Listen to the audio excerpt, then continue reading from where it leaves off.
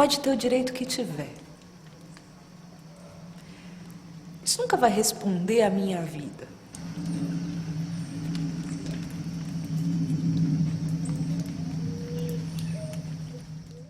Se a gente pensar o que é que diferencia, então, esses direitos de minorias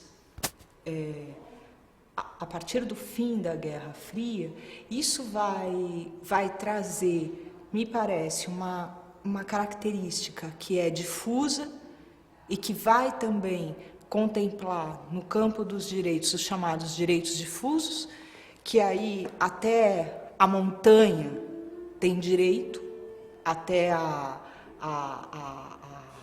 o subsolo vai ganhar direito, e isso vai ganhar direito com a chamada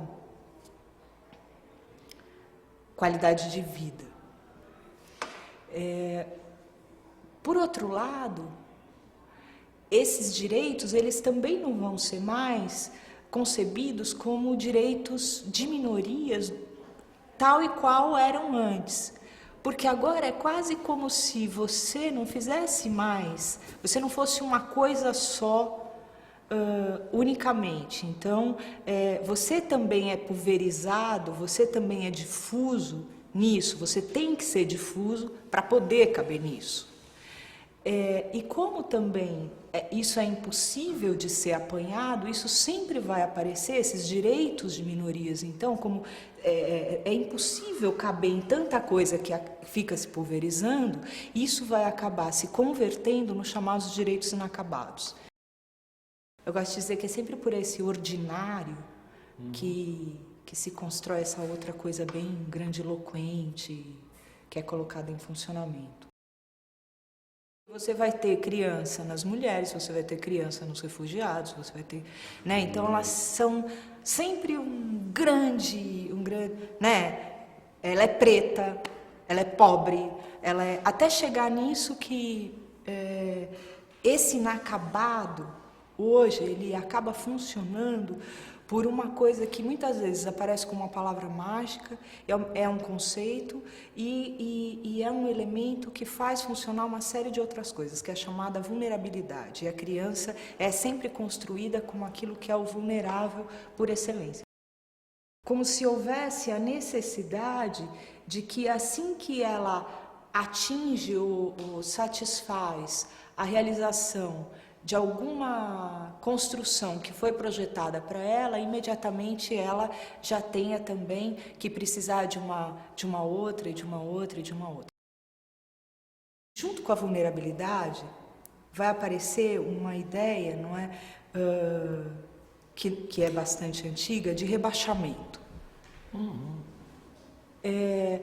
Mais do que de rebaixamento, é algo que vai trazer junto com essa vulnerabilidade, uma construção, que é uma vulnerabilidade individual, que é uma vulnerabilidade social e que responde também, isso vai aparecer nas construções também de combate à AIDS, tal, que é a chamada vulnerabilidade programática.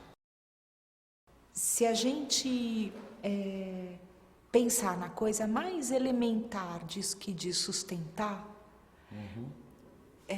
a criança, então, né, ela vai aparecer também como esse que, ela tem que ser sustentada, ela tem que... E também, quando é pobre, ela também vai aparecer como arrimo de família, que sustenta, que, enfim. Tem todo esse desdobramento que ainda faz parte de uma concepção de família também, que não é mais a família propriamente dita que está em voga hoje. Não tem o provedor que sustenta, mesmo porque há hoje vários provedores. Né? Não só no campo eletrônico, é curioso, né? Mas há vários provedores. Não basta só ser sustentável.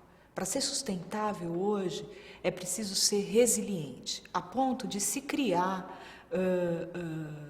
índices e siglas, né? E se chegou numa sigla agora, que transpondo do inglês, que é o VRA, que é a vulnerabilidade, a resiliência e a adaptação. essa grande construção agora, a partir desse tripé, vulnerabilidade, resiliência e adaptação, vai lidar com a necessidade, então, de que se seja capaz de se superar o que eles colocam como uma condição degradada, não é mais da degeneração, que construiu toda a base para se edificar os conceitos de anormal, de monstro, etc., que a criança também incorrigível era o grande alvo a ser combatido, mas agora são sempre metas sobrepostas, e aí volta de novo os chamados direitos inacabados, né? Ou então essa característica de inacabado da nossa sociedade, que não está só nos direitos, sempre como metas para se alcançar condições que, diante de uma degradação, absorvam todo esse impacto e sejam capazes, então, de uma adaptabilidade que corresponda, ao mesmo tempo, a uma situação de restauração do vivo, em nome desse governo do vivo. O que ganha corpo são os chamados direitos de minorias, mas eles já vinham sendo constituídos desde o pós-guerra. O que então se diferencia agora?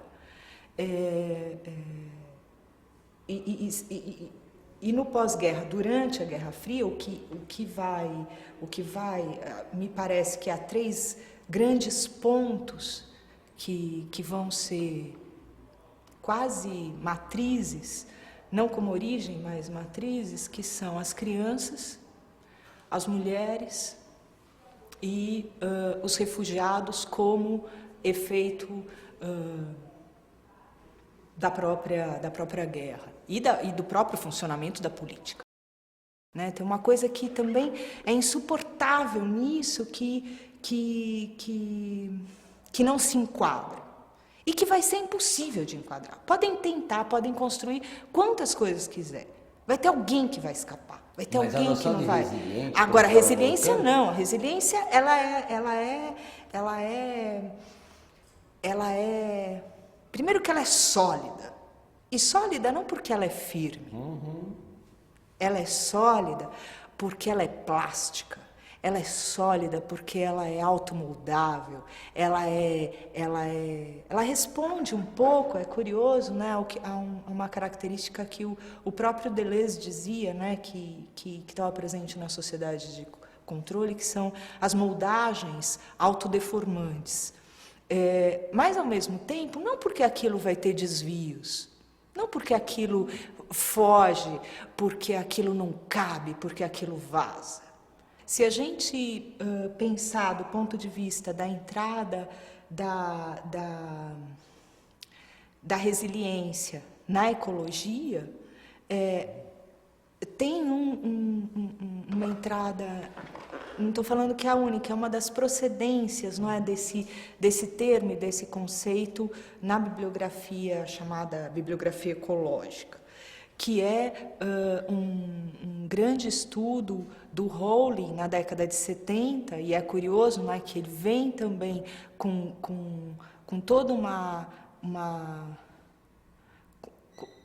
reemergência do neoliberalismo, e que é extremamente liberal também a argumentação dele, a partir de um grande estudo que ele faz dos grandes lagos, de populações na América do Norte, de nativos, etc., desde populações de povos até isso que se chama na biologia, na geografia, de populações de rochas, de pedras, de camadas sedimentares, etc., e aonde ele vai tentar mostrar a diferença entre o que ele vai chamar de sistemas resilientes e sistemas estáveis.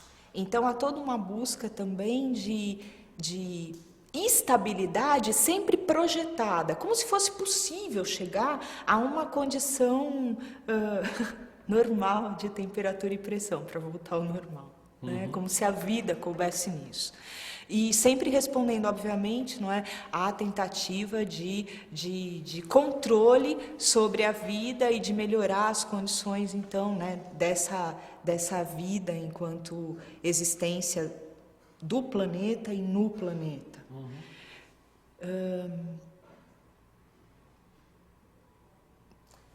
Por outro lado, só para acabar, se a gente pensar num outro campo também que está sendo muito explorado agora aqui no Brasil, pegar um programinha que está em funcionamento, que é o programa chamado Construindo Cidades Resilientes, ligado, obviamente, a todos os parâmetros da ONU, das resoluções de grandes conferências, como preparação também para Rio+20, mas também ligado, e é engraçado, ele está ligado, ele é operacionado a partir de um ministério.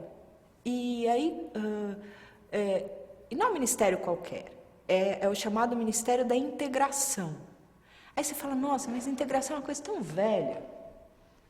Né? Mas olha como agora isso acaba no pequenininho. Então, se você for para uma cidadezinha lá no Pernambuco, vai estar em funcionamento um determinado programa para construir aquela cidadezinha resiliente, até você chegar numa grande megalópole como uma cidadezinha resiliente. Uma cidadezinha resiliente é aquela que ela responde e ela se conecta a todos os programas. Se vocês entrarem no Ministério da Integração, vocês vão encontrar uma cartilha, Construindo Cidade Resiliente.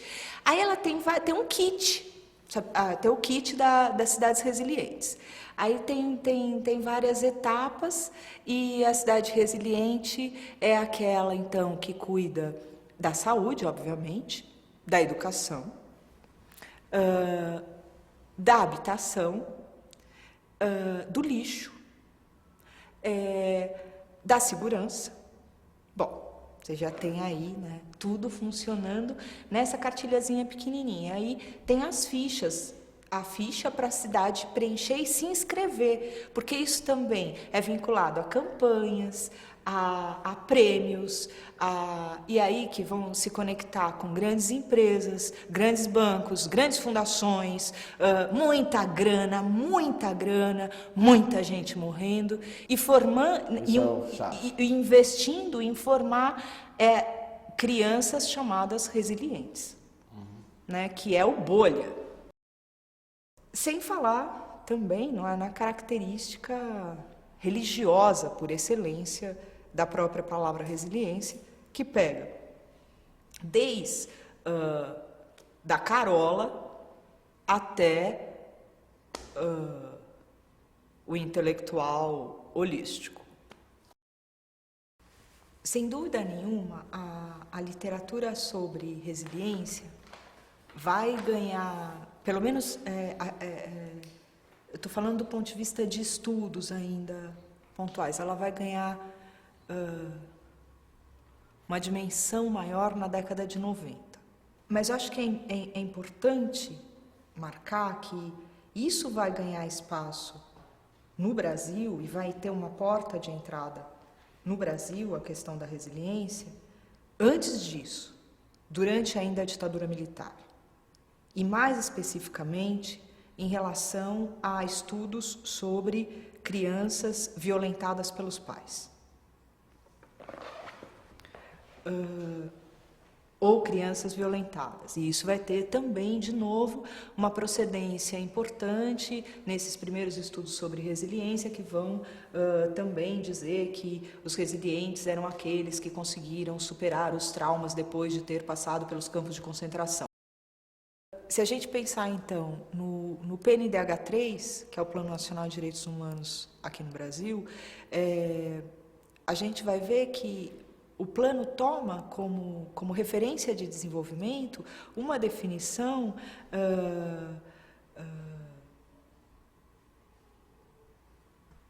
de um autor bastante retrô, mas que está na moda, que é o Amartya Sen. E aí, se a gente pensar que o Amartya Sen, então, é um autor que não só serve de referência para definir o que o Plano Nacional de Direitos Humanos 3 no Brasil vai conceber como desenvolvimento, e se a gente pensar também que anos atrás, quando o conceito de vulnerabilidade entrava na América Latina com financiamento do Banco Interamericano de Desenvolvimento, e que é a partir também de uma experiência na cidade de São Paulo, com jovens, no chamado Projeto Fábrica da Cultura, que a própria Fundação SEAD vai dizer que os dispositivos estatísticos para se medir vulnerabilidade social não se aplicam para jovens, e a partir daí vai criar um índice específico chamado Índice de Vulnerabilidade Juvenil, e se respalda para isso também num autor como Amartya Sen. Então, me parece que se a gente começa a juntar esses pontos, e eu não estou... não é que eu estou tentando forçar a barra, acho que a pesquisa mesmo está levando a gente... É o efeito, não é, da pesquisa que vai acabando levando a gente a juntar essas coisas e ver, às vezes, como é que, nesse monitoramento incrível, há meia dúzia de autores que, dependendo do momento, respondem ao governo do mundo. E não porque tem um polo, não, é o que é que está em jogo nesse gerenciamento do governo do planeta. E o que é que está servindo como respaldo para isso? Voltando para a resiliência vai ganhar, então, um escopo de ser um elemento imprescindível ao lado da sustentabilidade, na medida não só em que ela restaura, mas se a gente pensar como é que isso vai se comunicar do ponto de vista não só do direito, mas de práticas muito ordinárias, também com uma preponderância hoje em dia desses planos, desses programas, privilegiarem, por exemplo, projetos ou práticas de justiça restaurativa. E por que eu coloco isso? Porque os dois grandes elementos chave da justiça restaurativa são as mediações. Então, quem vai ser o mediador entre os provedores? E a conciliação. E a conciliação como? A conciliação, porque tem um elemento aí de resignação, de vergonha, que eles chamam, não é, a necessidade da vergonha reintegradora. Bom, se a gente pensar, então, que isso também ganha corpo, vide, por exemplo, o PNUD Brasil, todos os programas de desenvolvimento e que procuram responder, todos eles, se a gente entra nos sites, antes de qualquer documentação, eles vão tentar responder, por exemplo, tal projeto responde aos objetivos da meta do milênio. Acho que tem dois elementos que trazem isso também, a partir de experiências na África, com a justiça restaurativa, e que a gente vê também agora funcionando no interior dessa chamada cultura da paz, que é a diferença, por vezes, que eles vão fazer entre o que eles chamam de programas de paz e programas de pacificação. E aí, quando você vai torcer, você vê que, assim, todas essas essas práticas e esses programas começaram com tentativas de conter protestos nas ruas e começaram também a partir de práticas instauradas pela polícia. E quando você torce mais um pouquinho, isso que tenta se construir, diferenciando programa de paz e programa de pacificação, é um duplo complementar. A resiliência, ela traz uma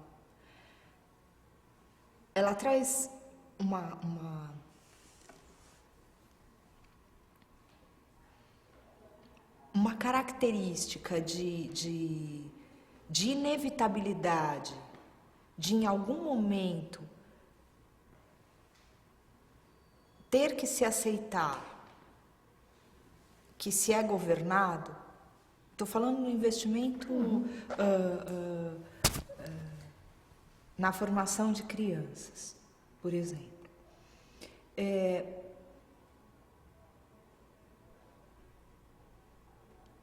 E ela traz também uma outra característica, que aí tanto faz se é a criança, se é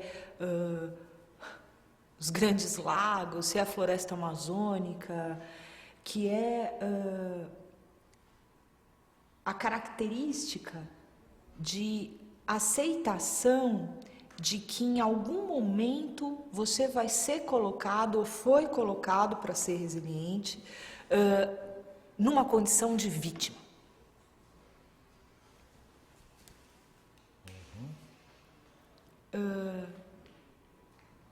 E que aí você também, tanto faz, se é a criança, se é a pedrinha, se é o refugiado,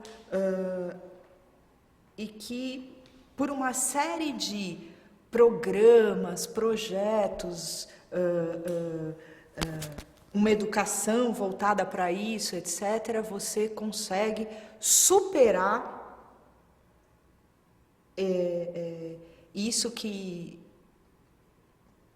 vários vão chamar de trauma, o trauma da natureza, o trauma da criança, o trauma da mulher espancada, o trauma da, né, voltando às mulheres, né, a resiliência também graça na bibliografia sobre os direitos das mulheres, tal, não sei o quê, né, enfim.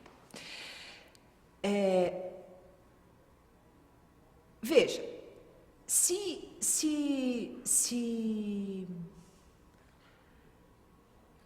a resiliência traz, então, junto esse elemento de que você tem que ser, de alguma maneira, você tem que saber também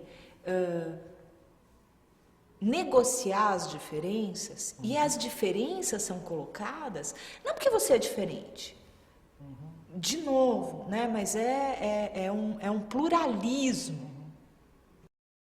Por isso que eu acho que é pertinente, talvez, também usar para a resiliência aquilo, uma expressão que o Foucault usa quando ele está estudando os gulags, que é o ecletismo acolhedor.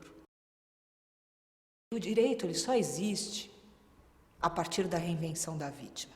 Bom, se a resiliência não abre mão da vítima, porque tem algum momento que ela foi, seja a criança que foi espancada, seja o refugiado, seja o Obama lá, bom, fomos vítimas em nosso próprio território, teve uma... eu acho que isso mostra duas coisas.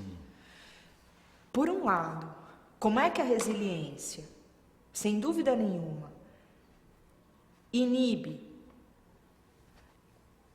apazigua resistência, e por outro, como é que a resiliência também é algo que está funcionando enquanto conceito, enquanto discurso, enquanto prática, enquanto tentativa de atingir alguma coisa e de formar as pessoas numa outra encalacrada, que é não abrir mão do castigo, porque a resiliência também traz esse elemento. 9 entre 10 hoje querem ser reconhecidos, querem ter reconhecimento, querem ter sucesso, que é uma outra característica da resiliência. Se você luta pela vida,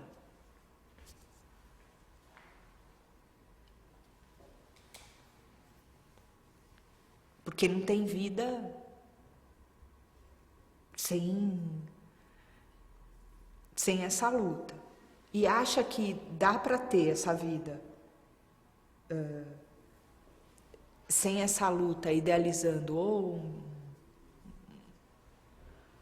uma projeção de metas do milênio, entendeu? Porque assim, é bem isso. Tá, qual que é o primeiro? Erradicar a fome. Dá um tempo, cara. Você está brincando comigo?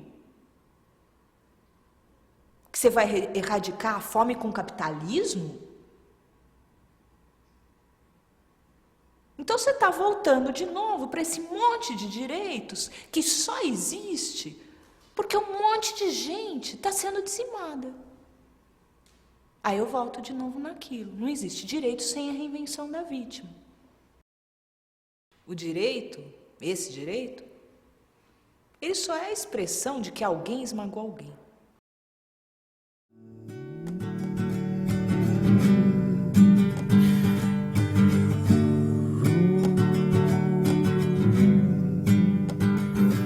All came from Miami, FLA.